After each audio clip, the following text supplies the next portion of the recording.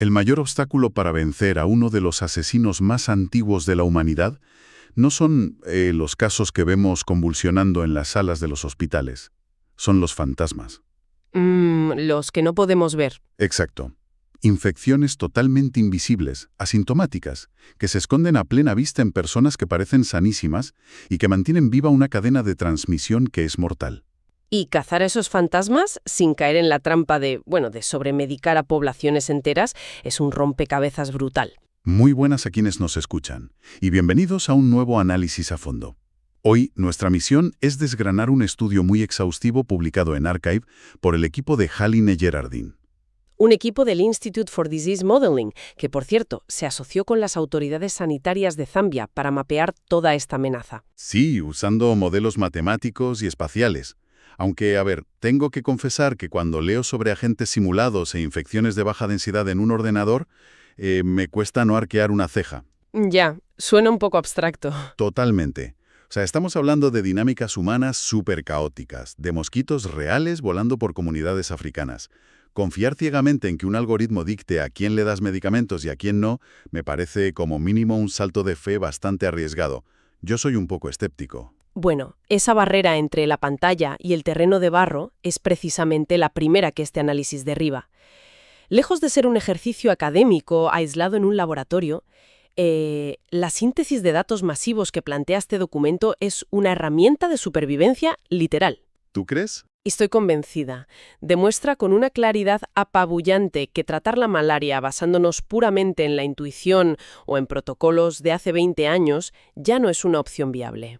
Claro, los recursos no son infinitos. Eso es, se necesita una precisión casi quirúrgica para desarticular ese reservorio invisible sin agotar unos recursos económicos que en gran parte del África subsahariana son dramáticamente limitados. Tiene sentido. Si las herramientas de siempre están fallando, la pregunta lógica es, ¿qué parte de la biología del parásito o del propio ser humano no estamos entendiendo bien?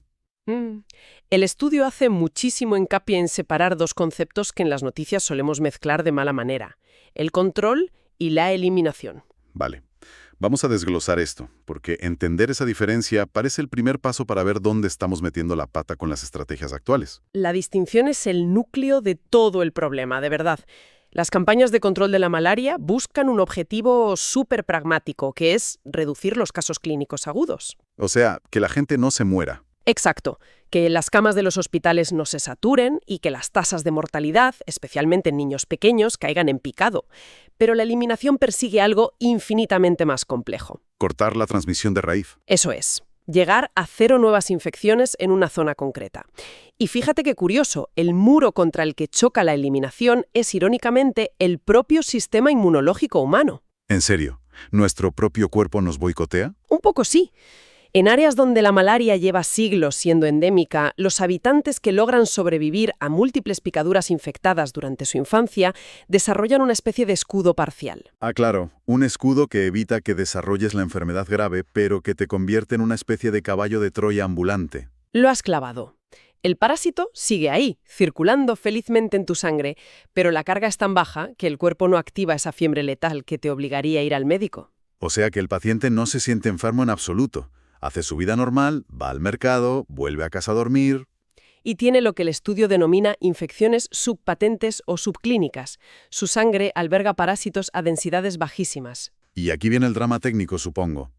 El drama es que nuestras herramientas de campo más comunes, las famosas pruebas de diagnóstico rápido o RDT, no tienen la agudeza visual para ver a esos parásitos. Son como un test de antígenos poco sensible. Para que te hagas una idea, estas pruebas tienen un umbral físico de detección. Necesitan encontrar al menos unos 100 parásitos por microlitro de sangre para marcar una maldita línea positiva. ¡Madre mía! O sea, si una persona tiene, 50 parásitos por microlitro... La prueba sale negativa, así de crudo.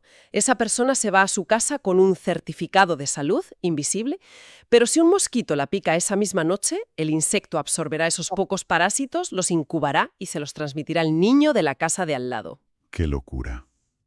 Pero pensándolo desde una perspectiva puramente resolutiva, si sabemos que estas pruebas rápidas dejan escapar a tantos portadores invisibles, y sabemos que la enfermedad es súper devastadora, Sí, ¿a dónde quieres llegar? pues que la alternativa directa sería tirar las pruebas a la basura, lo que el estudio llama administración masiva de medicamentos, LMDA. Ir a un pueblo y darle antipalúdicos absolutamente a todos, desde los abuelos hasta los bebés, tengan o no síntomas. Medicar a todos por igual. Claro, o sea, preocuparse por sobremedicar a la gente en un contexto de vida o muerte me suena a preocuparse por estropear la pintura de las paredes cuando tu casa entera está en llamas. Hay que apagar el fuego, ¿no? Lo fascinante aquí es que apagar ese incendio inundando todo el edificio con químicos tiene un coste biológico a largo plazo que el documento subraya como totalmente inasumible. ¿Te refieres a los efectos secundarios de las pastillas? Peor, la sobremedicación masiva no es un simple daño colateral, ¿eh? Provoca un fenómeno evolutivo que es letal. Resistencia. Exactamente. Al introducir toneladas de medicamentos en una población que está mayoritariamente sana, creas una presión selectiva gigantesca sobre el parásito de la malaria. O sea, aniquilas al 99% de los parásitos comunes, pero el 1% que sobrevive por una mutación aleatoria. Se queda sin ninguna competencia y empieza a multiplicarse a sus anchas. El texto de Girardin documenta cómo esto ya no es una simple teoría de pizarra. En el sudeste asiático estamos viendo cepas del parásito que ya han desarrollado resistencia a la artemisinina. Que entiendo que es el medicamento más potente que tenemos ahora mismo. El mejor de nuestro arsenal, sí. Si empezamos a hacer campañas masivas a ciegas en África y aceleramos la llegada de esta resistencia al continente africano, nos quedaríamos literalmente sin defensas químicas. Tela. Retrocederíamos décadas en tasas de mortalidad. Por no hablar del rechazo social, claro. Las comunidades, después de varias rondas de sufrir mareos o vómitos por fármacos fuertes sin sentirse enfermos, simplemente te cierran la puerta en las narices y dejan de colaborar. Vale, me has convencido. Inundar el sistema crea superparásitos invencibles. Matar moscas a cañonazos es una bomba de relojería. Hay que identificar el objetivo con precisión de cirujano. Y ahí es donde el estudio abandona la teoría abstracta y aterrija en el sur de Zambia. Utilizan datos que recopilaron al final de la temporada de lluvias, entre junio y julio de 2012. Un momento clave del año para medir el reservorio, sí. Eligieron 4 áreas de captación de centros de salud que funcionan como un laboratorio viviente perfecto porque te muestran todas las caras de la moneda. Fíjate en los números. Gwembe apenas roza el 1.4% de prevalencia. Casi nada. Bondo sube al 9.2%. Muñumbwe ya muestra un escenario modelado con un 27% de infectados. Y luego está Sinamalima, que es el extremo crítico, donde el 49% de la gente portaba el parásito, la mitad del pueblo. Sí, pero esos porcentajes generales, aunque asustan, ocultan el verdadero descubrimiento geográfico que hicieron los investigadores. Cuéntame. Al volcar las coordenadas topográficas exactas de cada hogar en sus mapas, comprobaron que la malaria no se dispersa al azar, como si esparciera sal sobre la mesa de la cocina. Se agrupa. Las infecciones forman clústeres superdensos. Al estudiar los patrones confirmaron que si un individuo en una choza da positivo, la probabilidad de que sus familiares o los vecinos que viven en un radio exacto de 50 metros también estén infectados se dispara a lo bestia. O sea, 50 metros. Es poquísimo. Es literalmente la casa de al lado. Eso es. Y este patrón de concentración microlocal se mantenía incluso en Gwembe, donde casi no había casos. Los pocos que había estaban pegados unos a otros. Y para medir el peso de esos casos ocultos dentro de los grupos, leí que los autores calculan algo llamado potencial infeccioso. Hacen un ejercicio matemático que la verdad me pareció asombroso. Es una métrica vital. Estiman cuántos mosquitos terminarían infectados si, digamos, soltáramos 1000 mosquitos para que picaran al azar a un pueblo de 1000 personas. Y el resultado revela que la inmensa mayoría de ese potencial para iniciar una epidemia viene de las infecciones invisibles de baja densidad. De los que dan negativo en las pruebas rápidas, sí. Exacto. En zonas como Gwembe, los casos indetectables superaban en una proporción de 4-1 a los visibles. Pero claro, a ver, aquí es donde mi escepticismo vuelve a salir a la luz. Te veía venir. Es que para calcular ese potencial, los informáticos construyen poblaciones sintéticas, generan habitantes virtuales en un ordenador, tiran los dados de la probabilidad estadística y simulan quién pica a quién. Afirmar que un algoritmo puede predecir el vuelo de un insecto hacia una casa en Zambia No sé, suena a un ejercicio de imaginación muy bien financiado. Entiendo tus dudas, pero comprender cómo funciona esa simulación disipa bastante esa sensación de fantasía informática. A ver, el equipo no programó mosquitos virtuales de videojuego volando al azar. Entonces, ¿qué hicieron? Utilizaron modelos probabilísticos súper robustos, simulaciones de Monte Carlo que ejecutan miles y miles de escenarios posibles para encontrar la distribución estadística más realista. Pero ojo, todo esto está anclado estrictamente a los datos empíricos que sacaron de las encuestas en Zambia. O sea, que no parten de cero. Para nada. Ajustaron la intensidad de transmisión de cada hogar virtual basándose en un factor que es innegable, la prevalencia por edad de ese vecindario real. ¿Qué tiene que ver la edad? Muchísimo. La ciencia sabe exactamente cómo evoluciona la densidad de parásitos en la sangre humana a medida que acumulas picaduras año tras año.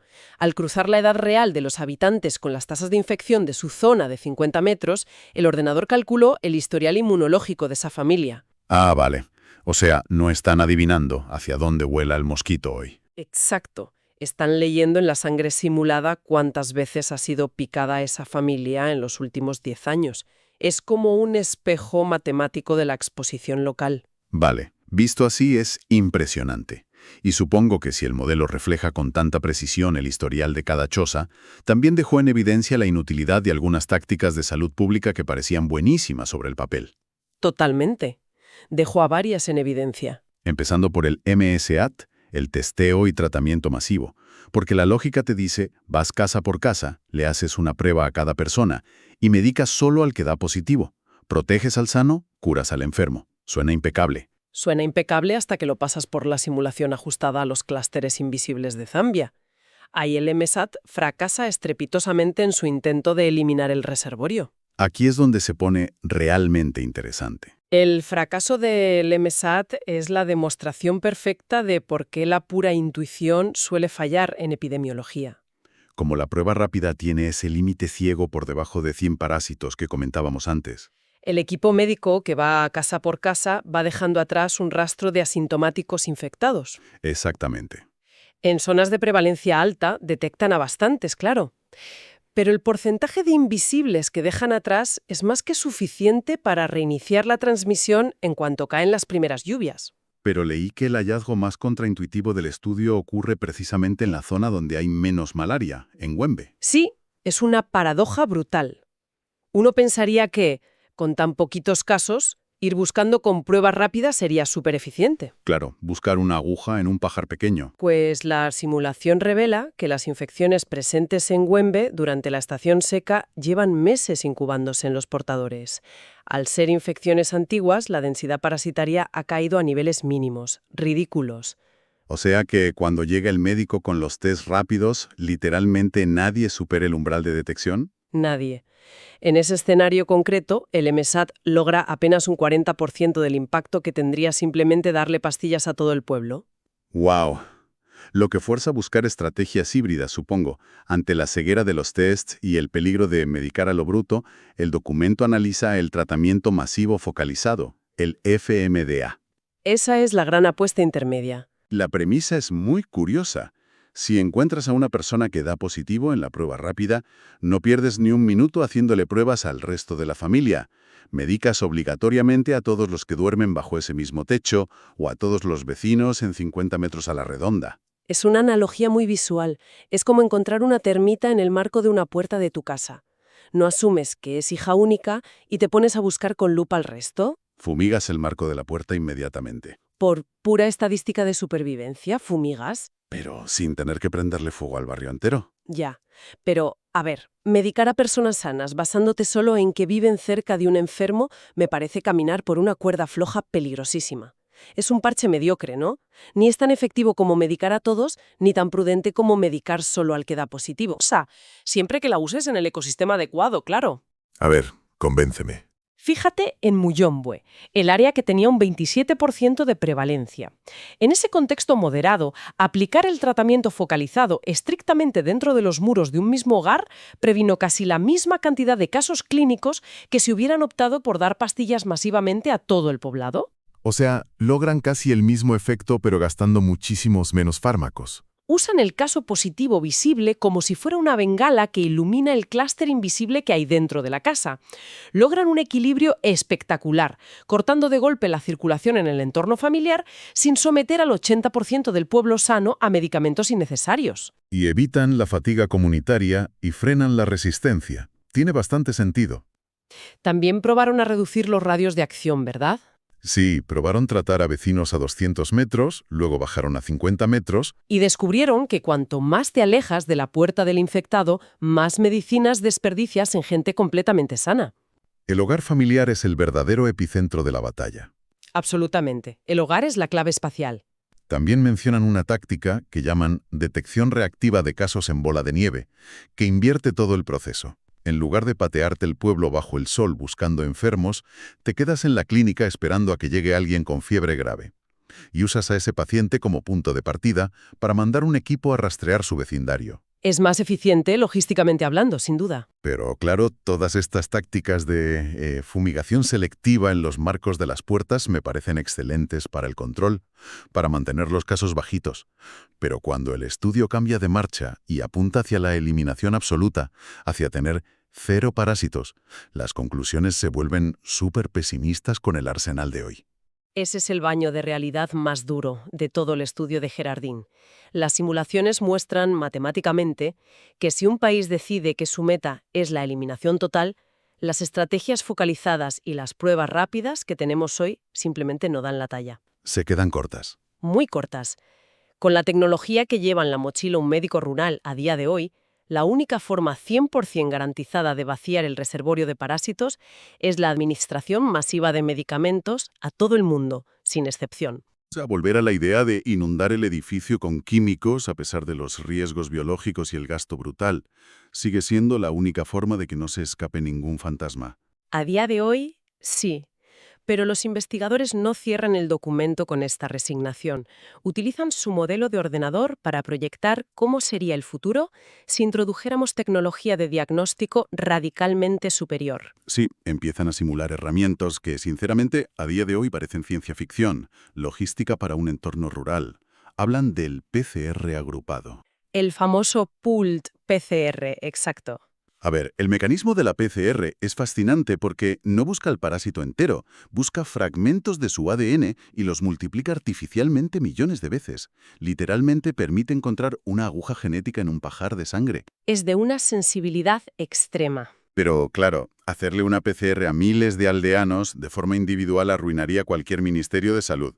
Así que el modelo simula mezclar las muestras de sangre de entre 60 y 200 vecinos en un solo tubo. Meten todo junto y analizan la mezcla. Eso es. Si la mezcla da negativo, bingo, te acabas de ahorrar 199 pruebas carísimas. Si da positivo, pues vuelves a la aldea y medicas a ese grupo de 200 personas de golpe. Una estrategia brillante de ahorro. Y además teorizan sobre un diagnóstico serológico, que no mediría si estás infectado en este instante, sino que detectaría anticuerpos para chivarse de si has tenido malaria en los últimos 12 meses. Imagínate el poder de saber eso. Ya, pero plantear llevar centrifugadoras gigantes para agrupar cientos de muestras de sangre o inventar pruebas serológicas masivas que apenas existen comercialmente, plantea la duda de si los investigadores están diseñando planes reales o escribiendo cartas a los Reyes Magos mientras la gente sigue enfermando hoy. Si conectamos esto con el panorama general, evaluar tecnologías que hoy por hoy son inalcanzables no es un ejercicio de imaginación vana, de verdad. Es la creación de una hoja de ruta obligatoria. ¿Para quién? ¿Para las farmacéuticas? Totalmente. Basada en datos duros. Lo que el equipo demuestra al simular el PCR agrupado es un argumento irrefutable para la industria farmacéutica y para las instituciones mundiales de financiación. Les están diciendo en qué gastar el dinero. Exacto. Les dicen con pruebas matemáticas incontestables. Señores, mejorar un poquito las pruebas rápidas actuales no sirve de absolutamente nada. Y que la única forma de lograr erradicar la malaria sin detonar un apocalipsis de parásitos resistentes es invertir cientos de millones ahora mismo en crear diagnósticos que midan el historial infeccioso a largo plazo. O sea, ¿un cambio de paradigma total? Es una exigencia justificada por la urgencia. Demuestra que identificar quién tuvo el parásito hace meses es la llave maestra para poder dirigir esos tratamientos focalizados de forma perfecta y limpiar las zonas de baja prevalencia. Pues visto así, la verdad es que ese recorrido, desde la ineficacia de las pruebas de plástico en Zambia hasta la exigencia de innovación global de laboratorio, redefine por completo cómo entendemos esta guerra. Cambia las reglas del juego. Totalmente. Y nos lleva a nuestras conclusiones. Al analizar todo el peso de estas simulaciones, surge una perspectiva mucho más cruda, ¿no? Para quienes nos escuchan, creo que el primer gran aprendizaje es que el foco ya no puede estar solo en las camas de hospital. La verdadera amenaza estructural camina tranquilamente por los mercados con densidades de parásitos minúsculas. Es la dictadura absoluta del reservorio asintomático. El segundo punto clave es esa tensión brutal, ¿no? Ese campo de minas ético y biológico. Cada decisión tiene un precio. Medicar a todos agresivamente detiene la enfermedad hoy, pero planta la semilla para mutaciones invencibles mañana, además del cabreo social. Pero ignorar a los asintomáticos, pues prolonga la epidemia para siempre. Y el tercer punto para nuestra audiencia es cómo la geografía a nivel micro dicta la salida racional. Procesar estos millones de datos nos ha enseñado que el riesgo se concentra exactamente a 50 metros de una infección. ¿Qué es lo que permite pasar de un tratamiento ciego a una intervención quirúrgica en el hogar? Exacto. Protegiendo a la gente y minimizando la amenaza evolutiva. Y sin embargo, toda esta hiperprecisión local, este esfuerzo titánico por calcular los mosquitos de cada choza, choca frontalmente con algo que me dejó pensando, una variable que el propio mapa del estudio deja caer casi sin querer. Te refieres a la movilidad humana, imagino. Exacto. Imagínate el escenario ideal. Los médicos entran en Güembe, aplican la mejor estrategia de PCR agrupado imaginable y logran la eliminación total, 0 parásitos. Un éxito rotundo en la región. Pero claro, al día siguiente, basta con que un habitante completamente sano de Güembe coja un autobús, se haga unos kilómetros hasta el bullicioso mercado de Sinamalima, donde sabemos que casi la mitad de la gente porta el parásito en silencio. Se toma algo allí, le pica un mosquito. Y al volver a su casa en Güembe, esa única persona reinicia el ciclo desde la casilla de salida. O sea, esto invita a cuestionarnos profundamente si diseñar estrategias complejas a nivel puramente local es sostenible en un mundo donde nos movemos tanto. Es la paradoja definitiva de las fronteras invisibles. Todo ese éxito matemático tan perfecto en una aldea se puede desmoronar como un castillo de naipes por culpa de un simple billete de autobús. Obliga a repensar todo el modelo, desde luego. Te hace ver que el verdadero desafío ya no es solo médico o informático, es un reto de sincronización humana a una escala global sin precedentes. O erradicamos todos a la vez, o la implacable biología de la malaria siempre encontrará una rendija por la que colarse. Qué gran reflexión para cerrar. Esperamos que este análisis a fondo de los datos del equipo de Gerardin haya aportado a nuestra audiencia una nueva dimensión sobre la magnitud de este reto milenario. Porque frente a ciclos biológicos tan complejos, las soluciones que sonan contundentes, como darle pastillas a todo el mundo, siempre esconden ramificaciones letales que solo los grandes datos logran destapar. Muchísimas gracias a quienes nos escuchan por acompañarnos a través de este intrincado laberinto geográfico y matemático. El placer de desgranar esta inmensa red de datos ha sido mutuo. Ha sido un recordatorio fascinante de que, a menudo, la pieza central del rompecabezas es justo la que todavía no podemos ver a simple vista. Hasta el próximo análisis a fondo. Y mantengan siempre esa curiosidad alerta ante las respuestas que parecen demasiado sencillas.